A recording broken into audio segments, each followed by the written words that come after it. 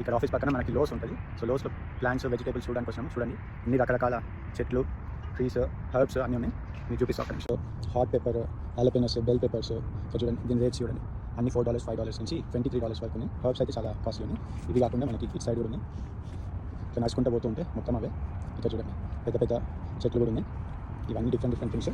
మనకి ఇది చూడండి, మొన్న మనం కాస్కోలో ఇది $19కి కొన్నాము. బట్ అదే రోజ్ ప్లాంట్ మనకి ఇక్కడ $27 అమ్ముతున్నారు. మన గార్డెన్లో కూడా బ్యాక్ యార్డ్లో పెట్టుకోవడానికి మంచిగా ఉన్నాయి ట్రీస్. ఇది చూడండి షేడ్.